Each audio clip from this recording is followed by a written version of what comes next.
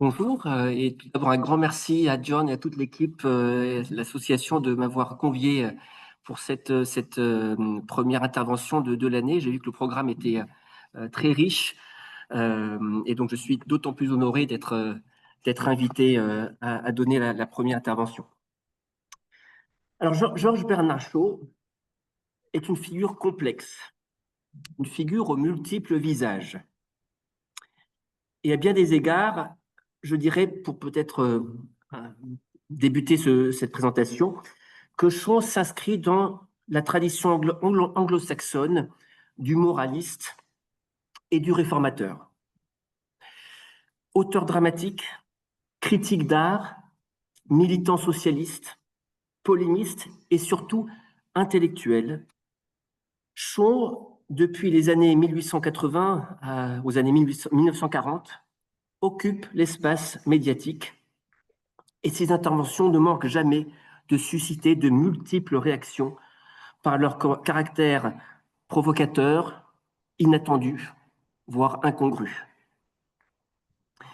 Il est aujourd'hui sans doute le mieux connu en France pour sa pièce Imalion, datant de 1912, et pour son adaptation au succès international My Fair Lady en 1956, sur scène, le film datant de 1964. Mais Shaw est bien plus que cela, et il a connu une renommée mondiale pendant des décennies, faisant l'objet d'un regain d'intérêt ces dernières années. Voici quelques ouvrages ou de rééditions ou études qui ont été publiés tout récemment, après une période qu'on pourrait qualifier de déclin ou de désert dans les études chaviennes. Alors j'utiliserai ce néologisme, ce jargon universitaire chavien pour ce qui a trait à Shaw. Donc une période faste dans la critique dans les années 60, 70, 80, un recul dans les études et puis un regain d'intérêt depuis le début du nouveau siècle. Alors j'évoquerai l'anglicité du personnage pour l'instant et pour débuter cette présentation euh, de plusieurs manières. Par sa trajectoire intellectuelle, politique et artistique, Bernard Shaw incarne trois traditions qui se rattachent à cette anglicité. D'une part, l'absurde anglo-saxon, qu'on décrit parfois comme le nonsense, et qu'on retrouve chez, par exemple, Lewis Carroll ou Oscar Wilde. D'autre part, la tradition démocratique, dont on dit qu'elle prend ses sources pour le monde moderne dans la Magna Carta anglaise. Et enfin, cette tradition, si l'on peut dire, qui divise encore la société britannique en classes sociales, toujours d'actualité, même si Tony Blair déclarait révolue en 1999 la lutte des classes.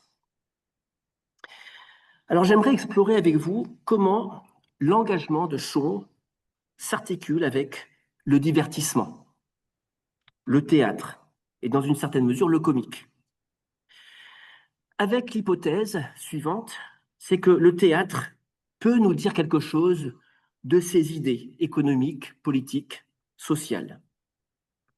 Alors j'adopterai ici une perspective qui s'inscrit dans l'histoire des idées, l'histoire intellectuelle, et puis peut-être plus récemment, de ce côté-ci de la Manche, des humanités politiques qui entendent mobiliser l'imaginaire, l'affect, l'esthétique pour comprendre l'histoire, la pensée, les sciences politiques. Et j'adopterai une perspective proche donc, de ces humanités politiques avec aussi un point d'entrée que je propose dans ce qu'on peut qualifier en effet d'univers chavien, tant il est prolifique. Un point d'entrée qui est celui du paradoxe, ou la figure du paradoxe. À mon sens, cette figure rhétorique permet de s'orienter dans cette œuvre foisonnante et d'embrasser ses multiples significations, mais aussi ses ambivalences.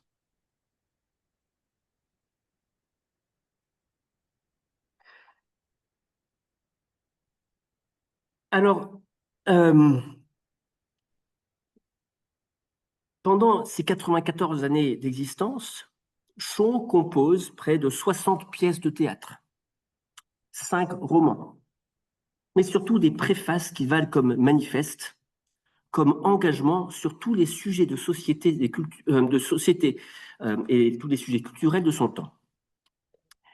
Ces prises de position sont exprimées dans ses œuvres dramatiques, mais aussi dans des traités, des essais, des pamphlets, des articles de presse et bien sûr des conférences. L'objet de ces interventions va de la question de la guerre et de l'empire, des inégalités économiques ou sociales, de l'éthique médicale, à l'art, la musique, la littérature, en passant par la réforme politique, le socialisme, l'héroïsme, les mœurs, la religion ou encore l'évolutionnisme et le féminisme. Il s'agit bien là d'un univers, en effet. Mais surtout, on peut dire que sur le plan médiatique, de cette célébrité, voire de cette gloire, Shaw se caractérise par ses paradoxes, ses formulations paradoxales.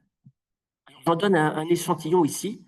Donc ici, donc avec une traduction, bien sûr la traduction perd quelque chose, mais voilà une traduction qui vaut ce qu'elle vaut. Donc tirée notamment d'une pièce qui comprend un ouvrage, qui comprend un recueil de maximes, hein, Man and Superman de 1903. L'homme raisonnable s'adapte au monde, l'homme déraisonnable s'obstine à vouloir adapter le monde à lui-même. C'est pourquoi tout progrès dépend de l'homme déraisonnable. Pour les enseignants, celui qui sait faire fait, celui qui ne sait pas faire enseigne. Concernant la politique, la liberté implique des responsabilités, c'est pourquoi la plupart des hommes la redoutent. Toutes les grandes vérités commencent par être des blasphèmes. En réponse à Oscar Wilde, le meilleur moyen de résister à la tentation, c'est d'y céder. Shaw propose « Je ne résiste jamais à la tentation, car j'ai découvert que je ne suis pas tenté par ce qui me nuit. » Et puis, peut-être pour clore cet échantillon, il n'est de vérité que le paradoxe. L'une des affirmations qui, à mon sens, reflète quelque chose de la signification profonde de l'engagement chavien. Alors, le paradoxe. Le paradoxe, c'est un procédé, un central, dans les engagements de Shaw. Alors, il s'agit d'une figure rhétorique, vous le savez, qui consiste à aller contre l'opinion reçue, contre la doxa. Le paradoxe vise à créer la stupéfaction pour remettre en cause un système, un ensemble idéologique de préjugés qui passe inaperçu et pourtant que tout le monde partage. Dans la logique de l'absurdité, ou dans la logique où l'absurdité apparente du paradoxe, hein, une absurdité apparente qui s'avère être en fait porteuse de logique, on trouve l'idée que seul un coup d'éclat, une affirmation choquante, peut dessiller les yeux, peut conduire à un changement des mentalités et à un changement de paradigme. Cette dynamique du paradoxe est fondatrice pour l'engagement de Shaw et apparaît dans un passage tiré d'une préface que je vous propose ici, préface au recueil intitulé « Les pièces déplaisantes ». Dans ce recueil, Shaw revendique son incapacité, bien sûr, incapacité mise en scène, mais son incapacité à plaire au public. Cette incapacité serait due non pas à un goût immodéré pour la provocation, à une quelconque perversité, mais à sa clairvoyance. C'est ainsi qu'il explique les échecs de ses premiers romans. Alors, lisons la traduction. C'est alors qu'un de mes amis, médecin spécialisé dans la chirurgie ophtalmologique, m'a donné un indice sur mon état réel. Un soir, il a testé ma vue et m'a dit qu'elle ne présentait aucun intérêt pour lui, car elle était normale. J'ai naturellement compris que cela signifiait qu'elle était comme celle de tout le monde, mais il a rejeté cette interprétation comme relevant du paradoxe et s'est empressé de m'expliquer que j'étais une personne exceptionnelle et très chanceuse sur le plan optique, car une vue normale confère la capacité de voir les choses avec précision, ce dont seulement environ 10% de la population bénéficie, les 90% restants étant anormaux. J'ai immédiatement compris pourquoi je ne réussissais pas dans la fiction. Mon œil mental, comme mon corps, était normal. Il voyait les choses différemment des yeux des autres et les voyait mieux.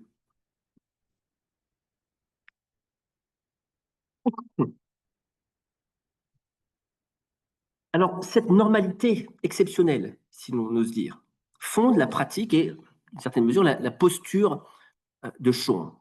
Sean débusque, identifie ce que ne perçoit pas l'immense majorité de ses contemporains, et lorsqu'il en fait état, c'est le principe du paradoxe, il est considéré comme scandaleux ou absurde.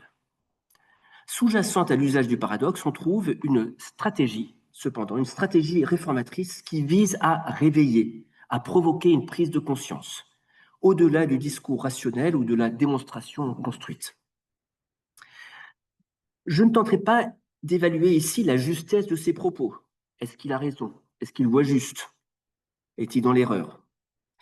Mais plutôt, j'aimerais montrer que la figure du paradoxe permet de rendre compte de la production et de l'itinéraire de Shaw en tant qu'intellectuel et en tant qu'artiste, avec une question subsidiaire qui sera celle des liens entre esthétique et politique. Comment les mots, le comique, l'art, peuvent-ils se conjuguer avec les idées, la critique du pouvoir, la promotion d'un ordre juste, ou encore avec un programme politique? Alors tout d'abord, je propose de retracer avec vous les grandes étapes de sa carrière, l'évolution de ses productions et de ses luttes. Et puis on percevra, j'espère à ce moment-là, leur caractère paradoxal, en ceci qu'elles peuvent sembler aussi diverses que contradictoires. Mon deuxième point visera à montrer les grandes constantes de l'engagement chavien. Le paradoxe ici apparaîtra comme le fondement de sa contestation et comme un outil politique. Et puis, un dernier moment sera consacré aux ambivalences politiques et esthétiques que révèle le paradoxe chez Shaw. Lorsque le spectacle, verbal ou dramatique, nous dit quelque chose de sa conception du pouvoir et de la cité, nous dit quelque chose de sa conception de la communauté politique.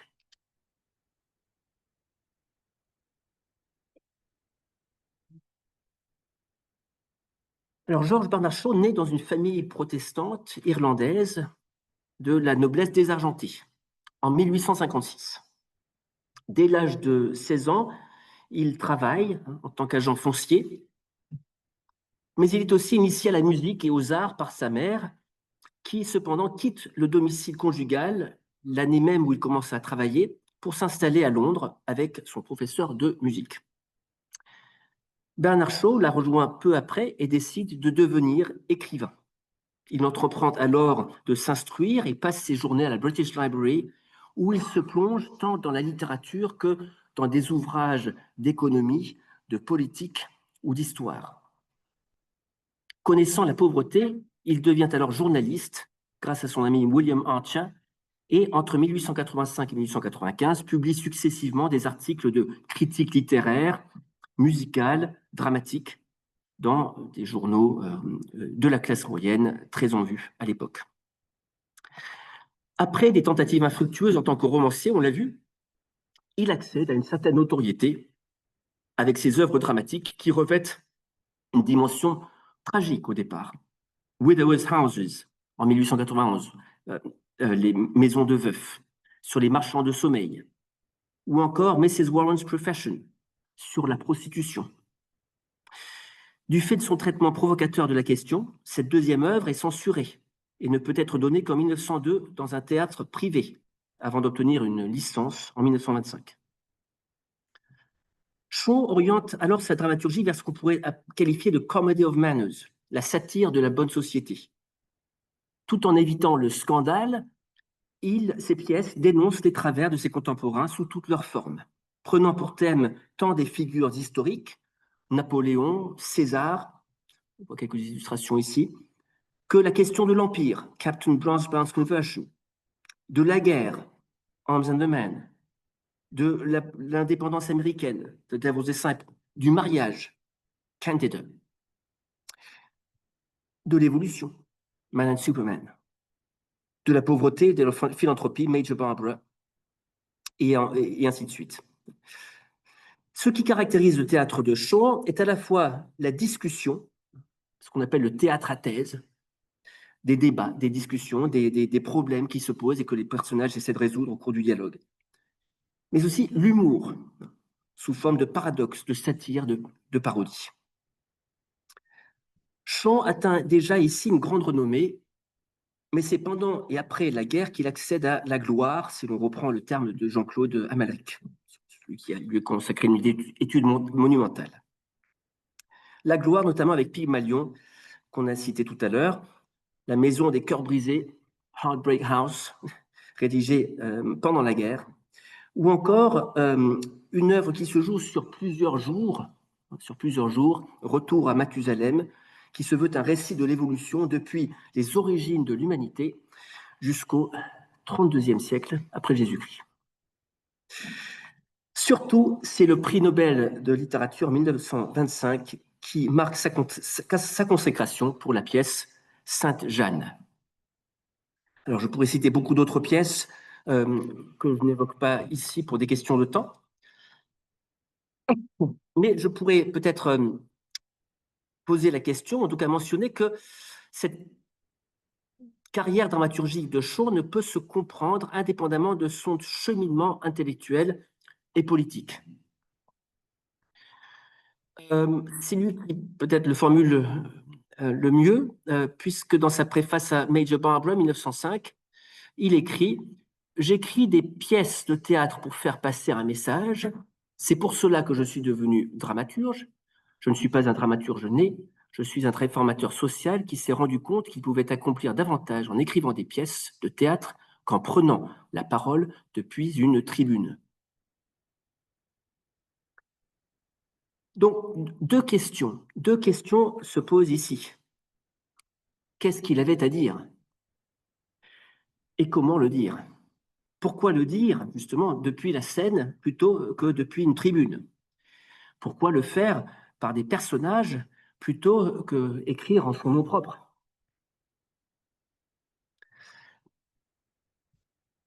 Alors, depuis le début de sa vie politique, de sa vie publique, Shaw se déclare socialiste. Sensibilisé à la pauvreté dès son enfance, lorsqu'il voit les conditions de vie dans les taudis de Dublin, il affirme s'être converti à l'idée de propriété collective en entendant une conférence de l'économiste américain Henry George, qui préconise le collectivisme foncier. Shaw lit Le Capital de Marx dans les années 1880 et rejoint la Société fabienne en 1884, dont a parlé John à l'instant. Alors, ce groupe de réformateurs intellectuels issus de la classe moyenne revendique l'appropriation par l'État des moyens de production et de distribution. Mais Shaw et les Fabiens se distinguent cependant de leur homologue marxiste, la Social Democratic Federation, qui n'a rien de social-démocrate, en invoquant le gradualisme plutôt que la révolution. Par la propagande ou la persuasion, les conférences, les tracts, les enquêtes, par les campagnes d'information, il s'agit pour eux de montrer que la propriété collective, loin d'être contre nature, s'inscrit dans le prolongement de l'idéal libéral, à savoir que l'individu puisse jouir du fruit de son travail.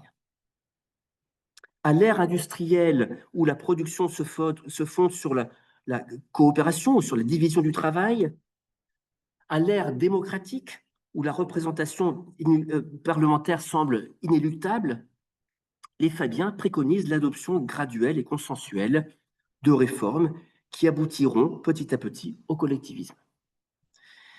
Ils tirent leur nom précisément du général romain Fabius Cunctator, qui, pendant la deuxième guerre punique, avait réussi à défaire Hannibal, non pas par la confrontation, le choc, mais par une stratégie d'usure et d'escarmouche, on pourrait dire de guérilla, par la ruse, par la patience, et par des réformes d'inspiration utilitariste, conjuguant l'efficacité avec le profit.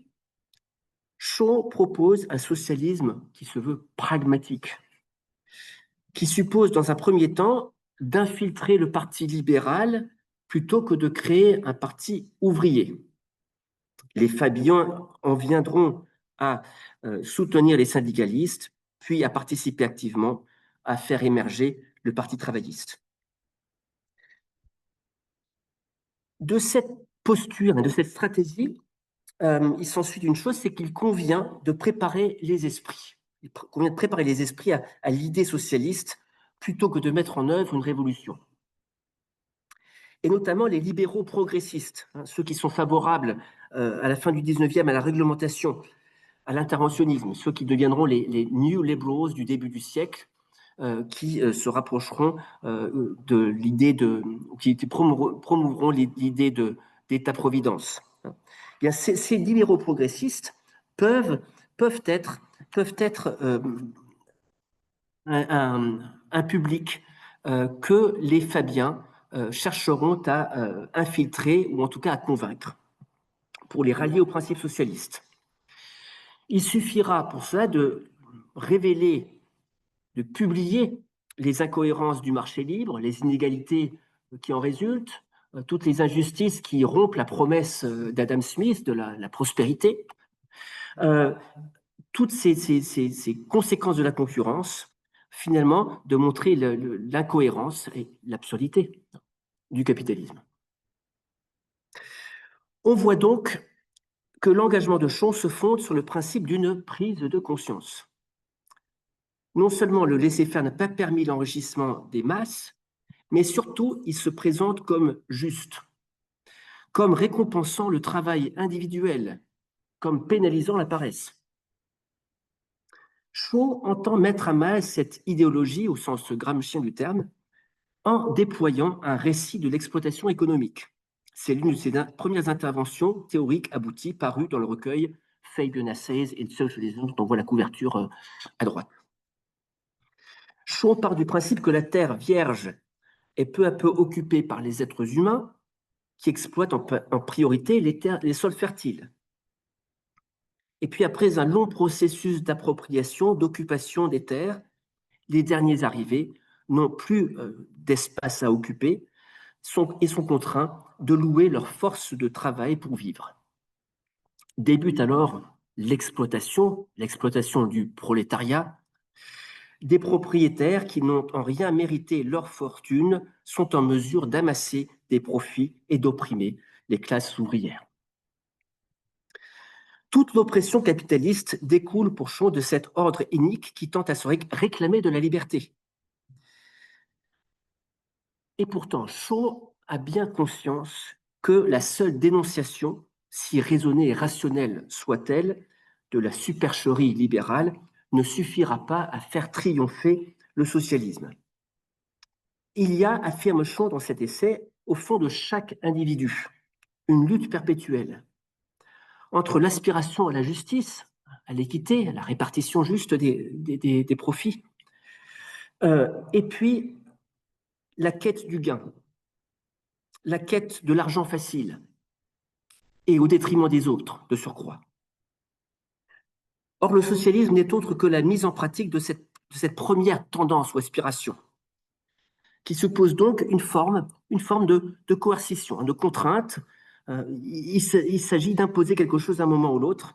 Sinon, si on laisse chaque individu libre cours à son égoïsme, le socialisme ne pourra jamais advenir.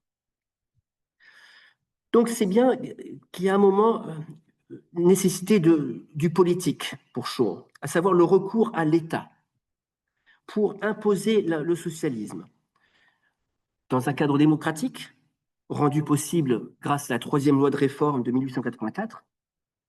Mais dans ce cadre démocratique, il s'agira de recourir au pouvoir de la majorité que forment les classes laborieuses qui pourront s'approprier le capital et la terre. Alors cette vision des choses suppose que le socialisme ne soit pas l'affaire d'une simple démonstration selon laquelle le libéralisme conduirait au privilège. Le fait est que les individus qui en bénéficient sont réticents à abandonner leurs avantages, naturellement, mais aussi que l'ensemble de la société est gangréné par une idéologie néfaste qui légitime l'iniquité. On touche ici à un autre aspect de la pensée chavienne, intimement lié à sa critique du laisser-faire. Au-delà de l'injustice économique, ce sont les mentalités qui doivent progresser. Shaw entend ainsi pourfendre toutes les hypocrisies, les conventions, les lâchetés qui constituent le terreau des inégalités matérielles. Bref, pourfendre toutes les doxas, quelles qu'elles soient.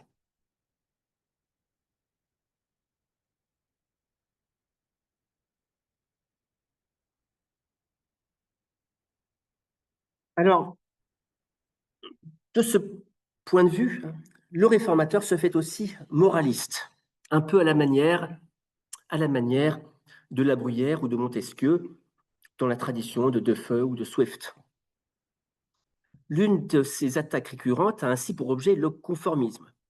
Aucune institution, si ancienne soit-elle, ne doit échapper à l'examen critique. C'est le cas des classes sociales avec Pygmalion, pièce célébrissime.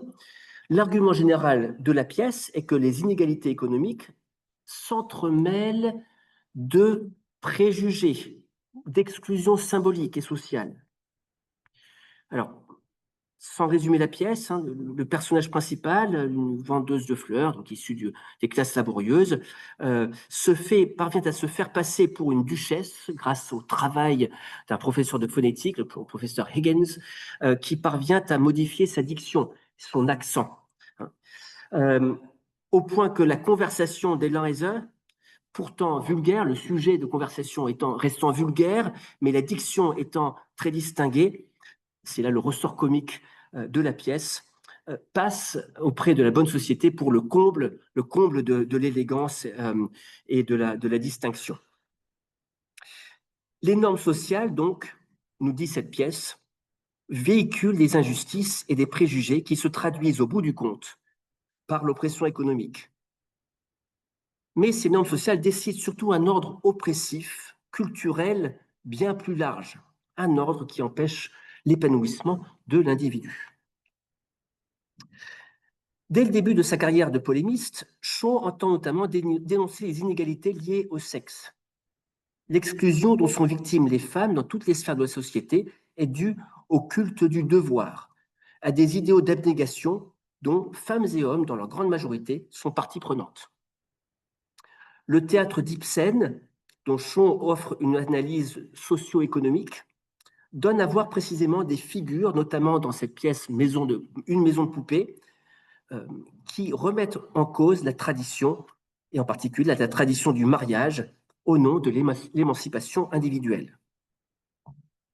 Shaw s'inscrit dans le prolongement de ce progressisme. Alors,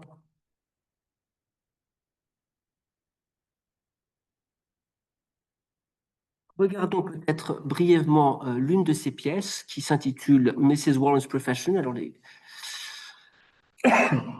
que j'ai évoqué très brièvement tout à l'heure. Cette pièce donne à voir avec sa protagoniste V.V. Warren la rupture salvatrice avec l'hypocrisie et l'exploitation capitaliste. La jeune fille V.V. Warren découvre que la prospérité de sa mère, qui fréquente la bonne société, n'a en réalité rien de respectable, puisqu'elle provient d'un réseau de prostitution que dirige Madame Warren. La pièce s'achève sur une rupture économique. V.V. ne dépendra plus des revenus de sa mère pour vivre. Une rupture aussi amoureuse avec le fiancé qui pourrait bien être son demi-frère. C'est véritablement une émancipation de toute l'idéologie capitaliste, les conventions de bienséance, d'exploitation du pauvre, les classes sociales, qui est célébrée ici par Shaw.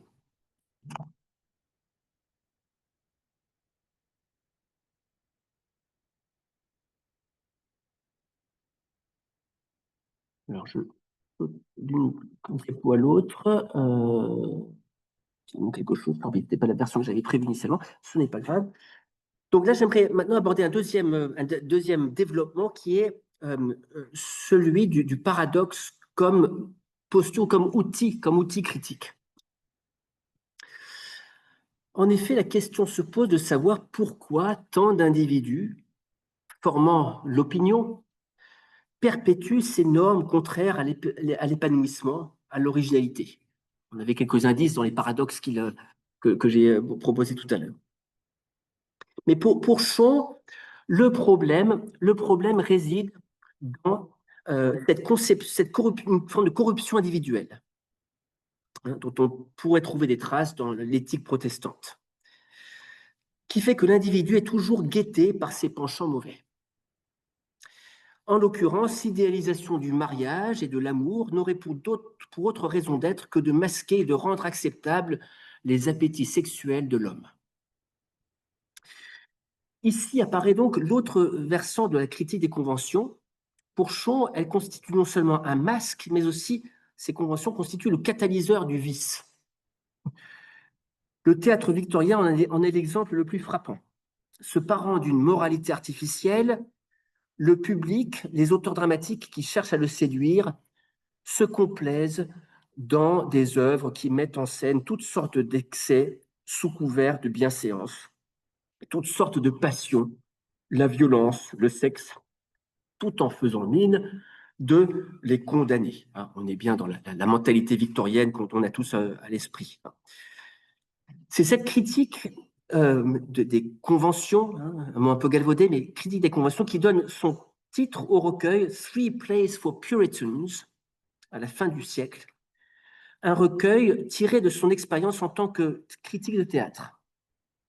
Pour Shaw, la scène londonienne est devenue le lieu d'une volupté, d'une forme de décadence, qui s'oppose à l'intégrité du combat socialiste, à la rigueur, à une forme d'austérité morale pour l'émancipation et pour la justice. Les pièces déplaisantes, comme les pièces pour puritains, doivent se comprendre comme paradoxes en tant qu'elles constituent une parade au culte du plaisir, l'un des fruits du capitalisme. Parmi les travers contemporains, il en est un que dénonce Shaw tout au long de sa trajectoire, celui de la sensibilité exacerbée, voire de la sensualité. L'individu qui vit sous la domination de ses émotions en vient à adopter des comportements destructeurs pour lui-même, destructeurs pour les autres. Et donc, je citerai plusieurs exemples de cette réaction à ce que Shaw estime être une volupté généralisée, une sensibilité exacerbée, qui est signe, qui est un peu l'antithèse de ce socialisme, cet engagement qu'invoque Shaw. Revient régulièrement dans le théâtre de Shaw la figure du héros sensible, qui ne cherche qu'à assouvir soit une passion de vengeance au lieu du bien commun, soit gratifier ses penchants à la complaisance, à la sensiblerie finalement. Dans les pièces Captain Blood-Bound's Conversion ou Caesar and Cleopatra, l'intrigue a pour pivot la tension entre la grandeur d'âme, la poursuite de la concorde, incarnée par l'héroïne Cicely dans Captain Blood-Bound's Conversion, par César dans César Cléopâtre, et d'autre part, la loi du talion, animée par une soif sanguinaire de rétribution qui, une fois satisfaite, s'apparente à de l'ébriété. On peut opposer à cet héroïsme pathologique dans la pensée chavienne un héroïsme de la loyauté, du désintéressement. Et plus nettement, cela apparaît dans Sainte-Jeanne, la pièce qu'on a évoquée tout à l'heure. Dans cette pièce, l'héroïsme de la protagoniste tient à son attachement à la vie plutôt qu'à des théories, à un dogme religieux. Au rebours d'une conception morbide du martyr et du sacrifice stérile qui voudrait que le personnage ait recherché la mort, dans la version qu'en livre Shaw, Jeanne, au contraire, se montre prête à l'apostasie. Elle est prête à se rétracter face à ses juges, si cela lui permet d'être libérée. C'est seulement quand ses juges lui annoncent que cette apostasie, certes, lui évitera la mort, mais pas la prison à perpétuité, qu'elle revient sur sa décision de renoncer à sa foi et accepte la mort qui en résulte. Pour Shaw, l'héroïsme naît de la remise en cause des conventions au nom de l'existence, au nom d'un absolu, marquant ici une proximité avec le vitalisme, l'élan vital de Bergson. La question se pose de savoir comment, d'un théâtre comique, d'abord tragique au départ, puis d'un théâtre comique, la trajectoire dramatique de Shaw le conduit à composer une quasi-tragédie avec Sainte-Jeanne. On ne retrouve pas dans cette pièce la dimension provocatrice, iconoclaste de certaines autres pièces. On ne retrouve pas les paradoxes qui remettent en cause tout l'ordre établi et qui émaillent les dialogues des pièces des années 1890 et 1900. Mais c'est pourtant bien la même posture qui sous-tend les deux genres. L'adversaire principal de Shaw, au-delà des causes telles que l'inégalité, l'exclusion, l'exploitation, l'adversaire principal, c'est en réalité l'absence de vertu, au sens à la fois politique et moral du terme. Dès lors, le socialisme n'est autre que cette intégrité, cette honnêteté qui réconcilie la justice avec le pragmatisme. Ce qui compte, c'est la vérité, d'être vérité avec soi-même, et c'est aussi le résultat obtenu, plutôt que la satisfaction égoïste de passion, la poursuite de l'enrichissement, la poursuite du pouvoir, l'instinct de destruction révolutionnaire des institutions, par exemple.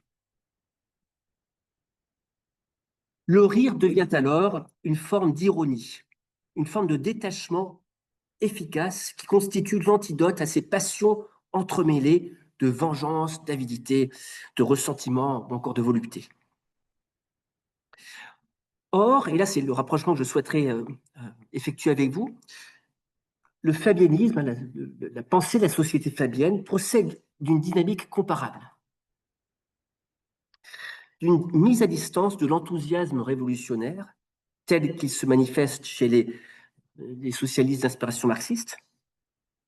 Et en particulier, c'est ce qu'on voit dans un pamphlet qu'il écrit, un tract. Il a écrit, il signait beaucoup de tracts de propagande, pour utiliser ce terme, que publie Shaw en 1892 au nom de la Société fabienne, où il retrace l'histoire des premières années de la Société fabienne.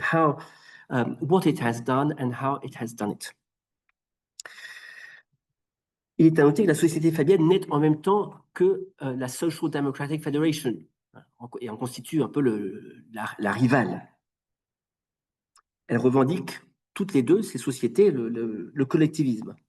Mais, affirme Shaw, la Société fabienne se distingue de son homologue marxiste par la capacité de ses membres à prendre du recul, à prendre de la hauteur.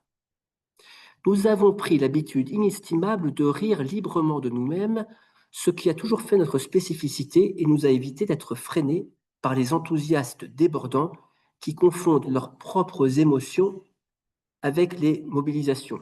C'est peut-être un petit peu anachronique d'utiliser le terme mobilisation, mais c'est ce que j'ai trouvé de mieux pour public movements. Cette information semble anecdotique à première vue. Les socialistes fabiens, on s'en souvient, sont issus de classe moyenne. Ils montrent un détachement propre aux classes moyennes. Ils ne vivent pas dans le besoin. Ils peuvent se permettre de rire d'eux-mêmes. Et ils ne risquent pas de se laisser emporter par les passions, les excès révolutionnaires. Mais pour Shaw, cette posture revêt une signification bien plus profonde. Le socialisme fabien propose une stratégie politique fondée sur une ironie, non pas seulement réflexive, les membres qui rient d'eux-mêmes, mais une ironie face au monde, en opposition à la doxa, à l'absence d'esprit critique, aux passions destructrices, ou de manière un peu vulgaire, on pourrait dire au premier degré, à l'absence de symbolique. Le rire que Shaw attribue au Fabien, c'est le rire du dramaturge. Bien sûr, réformé par la dérision, réformé par la satire. Mais ce rire est aussi symptomatique de la posture du réformateur moraliste, symptomatique d'un rapport au monde fondé sur l'intégrité, sur le détachement, sur le renoncement, sur une conception de la politique ancrée dans le principe d'engagement total. En riant d'eux-mêmes, les Fabiens se tiennent à distance des passions révolutionnaires. Alors, ce maniement du paradoxe soulève une autre question chez Bernard Shaw. Qu'est-ce que la doxa? La révolte, la contestation suppose une certaine perception de l'ordre établi, du pouvoir, des idées reçues. Mais quelles sont-elles? La recherche de l'intégrité, la recherche de l'esprit critique conduisent Shaw à remettre en cause tous ces conformismes.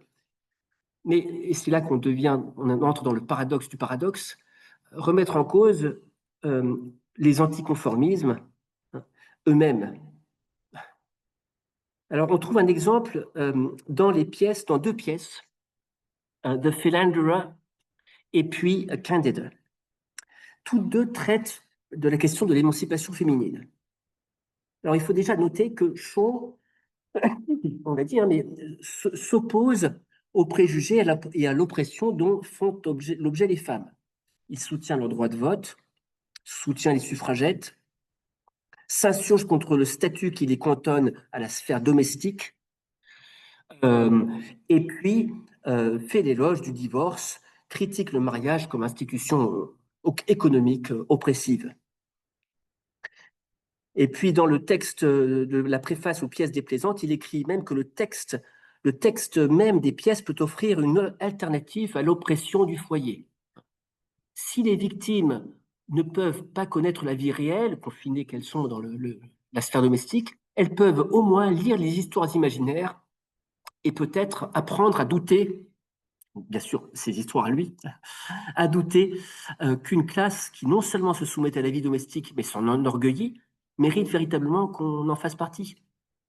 Pour le bien des prisonnières malheureuses du foyer, que mes pièces imprimées soient jouées, que mes pièces soient imprimées, pardonnez-moi, que mes pièces soient imprimées en plus que d'être jouées. Donc il y a bien cette dimension littéraire hein, de l'écrit hein, dans les pièces. On doit dire que parfois les préfaces sont plus longues que les pièces elles-mêmes. Donc voilà, donc, juste pour poser le cadre, quand même, Shaw prend fait et cause pour la femme. Mais il est un autre combat que Shaw mène, celui contre le prêt-à-penser, contre les idées toutes faites, contre la superstition qui voudrait qu'un changement de système, par exemple l'obtention du droit de vote, qu'un changement de régime matrimonial, constitue une panacée. Le reproche qu'il adressera plus tard aux suffragettes est de ne pas penser le politique, selon sa lecture, suffisamment au-delà du droit de vote. Une fois obtenu ce droit, qu'en fait-on? Qu'est-ce qu'on en fait? Plus largement, pour Shaw, la démocratie ne peut constituer une fin en soi. Il faut que les individus soient assez sages, assez raisonnables pour élire les bons gouvernants. Or, dans les deux pièces donc, que je mentionnais, je ne sais pas si j'ai avec les diapos, dans les deux pièces que je mentionnais à l'instant, Philanderer et Candida, eh bien, on a un renversement, une sorte de renversement paradoxal du paradoxe. Donc, de Philanderer, hein, donc c'est traduit par l'homme aimé des femmes, il faudrait mieux dire le coureur de jupons, une pièce de 1893, censurée, est une pièce qui, dans le contexte de la New Woman, hein, c'est un courant qui prône l'émancipation culturelle, intellectuelle, vestimentaire des femmes au tournant du siècle. Cette pièce de Philander met en scène le personnage de Charteris, un individu sans vergogne qui entend profiter des revendications féministes pour multiplier les conquêtes. Dans le sous-texte de la pièce, on comprend aussi la dénonciation d'un féminisme superficiel. Dans la pièce, les femmes qui s'en revendiquent n'ont jamais véritablement renoncé à l'amour conventionnel, la fidélité, l'exclusivité, l'affection. Autre pièce qui opère un renversement inattendu, Candida, qui se veut une réponse à Maison de poupée. Et ici, c'est la signification même de la liberté ou de l'indépendance qui est renversée. La pièce met en scène l'héroïne Candida, épouse d'un pasteur aux convictions socialistes, donc intègre une figure de ces réformateurs socialistes de l'époque, mais par ailleurs, sur le plan personnel, imbu de sa personne, et incarnant notamment le patriarcat victorien. Cette irruption sur scène, le poète visionnaire et romantique Marjoribanks, qui tombe amoureux de Candida et qui enjoint Candida de rompre avec son mari. Et c'est ici que se joue toute la tension dramatique de la pièce. Marjoribanks et Candida sont parfaitement lucides sur le caractère artificiel du mariage, sur les préjugés, sur la cécité du mari de Candida, Morel. Mais, il y a un mais. Marjoribanks est un poète en proie à une sensibilité maladive, une sensibilité surtout stérile, alors que Morel, vous vous en souvenez, se donne tout entier à une œuvre de réforme sociale. Dans le contexte du militantisme féministe, et peut-être aussi du militantisme quel qu'il soit, la véritable contestation consiste ici à remplacer les certitudes factices, les illusions, les aspirations romantiques, mais surtout inefficaces, par l'action concrète, tangible, par le pragmatisme fabien dont Morel est l'un des symboles. Et Candida, l'héroïne, fait finalement le choix de la fidélité au foyer conjugal, plutôt que d'imiter servilement le personnage d'Ibsen dans Une maison de poupée, qui, vous en souvenez, claque la porte comme geste de contestation. Donc ce qui apparaît ici, initialement comme une conformité aux traditions victoriennes, Candida pré-raphaélite, on a une sorte de variante pré-raphaélite de Candeidos dans la couverture présentée ici, se comprend comme la contestation finalement plus profonde d'un idéalisme morbide, sans prise, sans effet sur le monde. En préservant l'unité du foyer, Candida, indirectement, participe au combat réformateur de Morel, son mari. Paradoxe du paradoxe, le progressisme social s'articule ici avec un conservatisme matrimonial.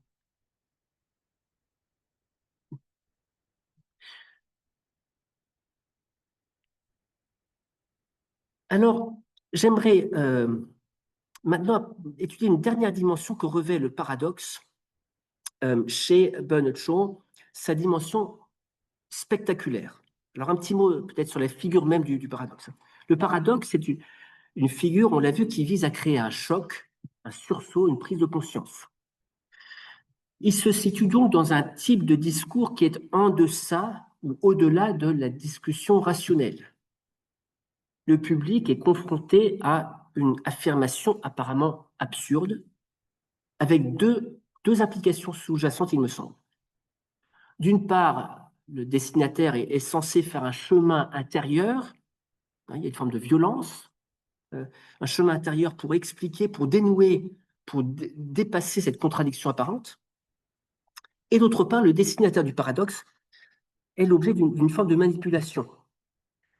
Celui qui recourt au paradoxe livre une affirmation, assène une vérité, pour présenter les choses selon une perspective, une vision du monde selon une perspective qui doit contraindre le destinataire à adopter cette vision faute de quoi ils restent dans la perplexité, voire ils se sentent idiots. Donc ici, on est aux antipodes. Hein, avec cette figure, on est aux antipodes du progrès résultant d'une délibération collective, d'une discussion raisonnée entre égaux. Le spectacle vise à éblouir, le spectacle paradoxal vise à éblouir, à choquer, à provoquer un changement de perspective, mais pas véritablement à confronter des idées contradictoires par un échange rationnel. Dans ce dernier cas, dans cette dimension du paradoxe, les héros, au sens héroïque du terme, de Shaw, pas seulement au sens dramaturgique du personnage, revêtent une valeur politique, une fonction politique spécifique. Avec le théâtre, qui finalement sollicite les sens, la perception, la vision, en complément, mais peut-être aussi parfois au lieu de la raison. Le spectateur est confronté à l'exploit grâce à la mise en scène, grâce au procédé dramatique. On voit par exemple dans César et Cléopâtre, Caesar et Cleopatra, ou encore dans Arms and the Man, des protagonistes, César ou le militaire suisse Bluntschli, qui non seulement formulent des paradoxes dans le dialogue, dans les discussions politiques qui sont mises en scène, mais aussi qui, par leur action, elle-même servie par la dramaturgie, triomphent de l'ennemi, à la façon des Fabiens, de manière inattendue, surprenante, par l'usage de la ruse. Alors, je prendrai l'exemple de Caesar and Cleopatra pour illustrer cela. Dans cette pièce, le protagoniste, César, se montre en mesure de maintenir la Pax Romana jusqu'à ce que son allié, Cléopâtre, décide de punir l'affront à son honneur émanant d'un rival et en le faisant exécuter. Donc, Cléopâtre fait exécuter par vengeance son rival. Au lieu de la mansuétude, au lieu de la clémence que préconise César, Cléopâtre est ici mue par non seulement l'ambition, mais la soif, véritablement la soif de vengeance, laquelle provoque le soulèvement des Égyptiens contre le pouvoir romain, la rupture de la paix romaine. La pièce donne alors à voir la stratégie de César qui, pour venir à bout du siège, en vient à provoquer un incendie, lequel s'étend à la bibliothèque mythique d'Alexandrie. Et là, on a une métaphore du rejet de la fiction comme espace d'illusion, d'irréel, par contraste avec le concret de l'action. Ce n'est qu'au fil de l'intrigue que le spectateur, comme les autres personnages, comprend comment les décisions de César, qui au départ paraissent être incompréhensibles, absurdes, s'avèrent être efficaces et permettent de rétablir la paix. On est bien ici face à un héroïsme du paradoxe, qui suppose l'inaptitude de l'individu ordinaire à percevoir, à comprendre la portée d'une action. Or, c'est précisément cette conception du pouvoir que les interventions politiques de Shaw, théoricien socialiste, laissent apparaître. J'en donnerai deux exemples, deux illustrations. En 1894, dans ce qui deviendra le très bien de 1949, Shaw publie un article « To your tents, O Israel ». Dans cet article, il appelle les masses laborieuses à rompre avec la tutelle des libéraux, initier la création d'un parti ouvrier. Rompre avec la tutelle des libéraux et à présenter leur propre candidat aux élections suivantes, avec le soutien Fabien. Il s'agira de créer un début de parti ouvrier.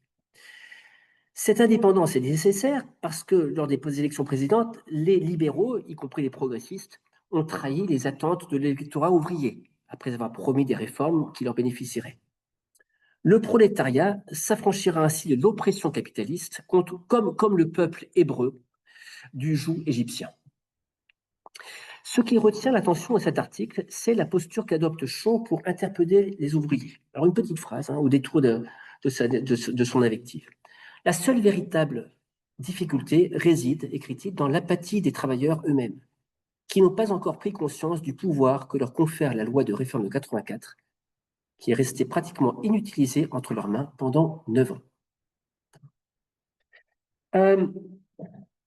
Alors ici, il y a bien sûr un appel à la mobilisation, une invective qui vise à réveiller les consciences. Mais on voit aussi en filigrane se décider le rôle que confère Shaw au théoricien, à l'idéologue socialiste. Celui qui consiste à secouer les masses inertes, à leur faire comprendre ou prendre conscience du pouvoir que leur confèrent les urnes. Donc, ce que donnait à voir tout à l'heure la pièce, la dimension spectaculaire de l'héroïsme incarné par César, se rejoue ici avec la tribune journalistique de Shaw.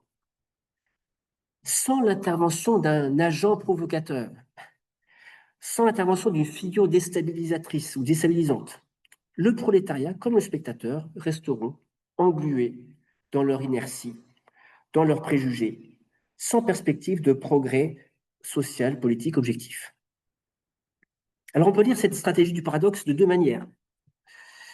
D'une part, il s'agit de politiser le réel, d'inculquer une conscience politique par le choc. Et là, on est dans une posture qui est vraiment typiquement chavienne, hein, qu'on retrouve dans la préface de 1916 à cette pièce La Maison des cœurs brisés, écrite pendant la Première Guerre mondiale, où Shaw estime que le cataclysme de la guerre est dû au fait que les classes moyennes ont démissionné de leurs fonctions politiques. Hein, de fonctions de clerc, hein, que Julien Benda théorise par ailleurs. Hein.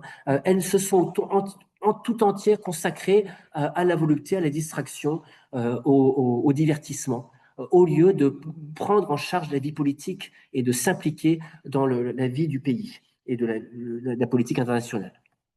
Et puis alors on a une scène finale qui est de la pièce qui est absolument splendide et très significative, où les personnages sont fascinés par les bombardements dans le ciel et finalement au lieu de s'abriter, restent sur place, s'exposant à la mort, hein, parce que le spectacle est beau.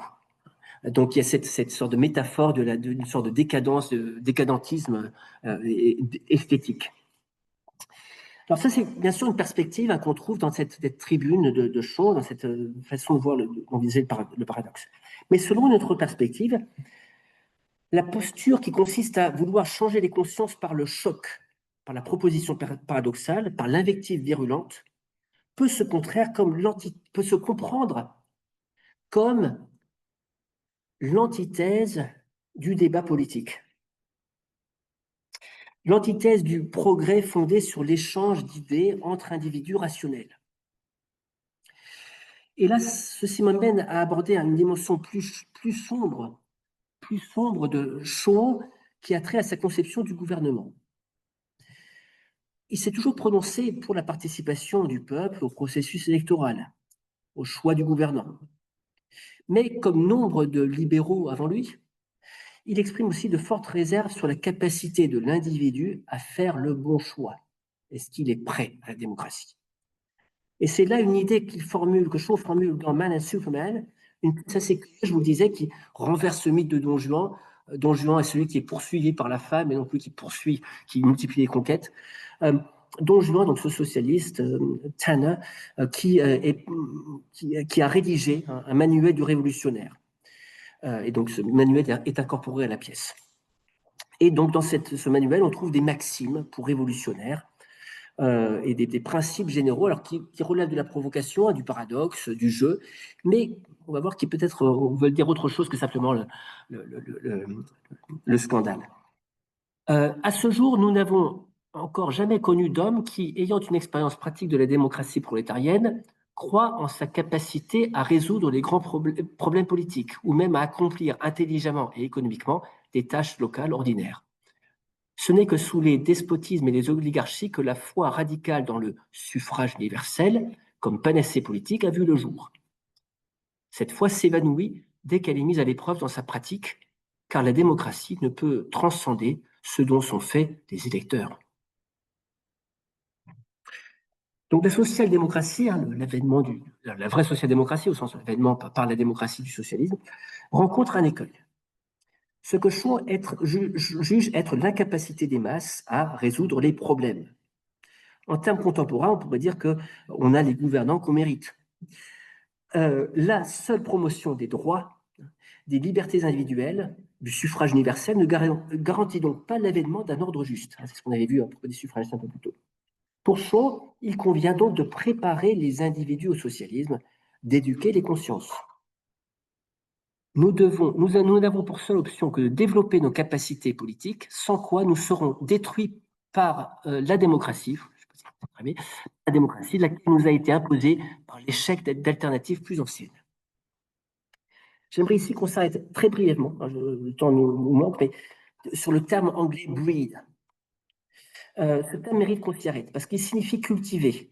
Mais en anglais, il signifie aussi, donc pas seulement développer, mais élever, hein, tant sur le plan intellectuel, éduquer, que sur le plan biologique, évoquant la sélection des espèces.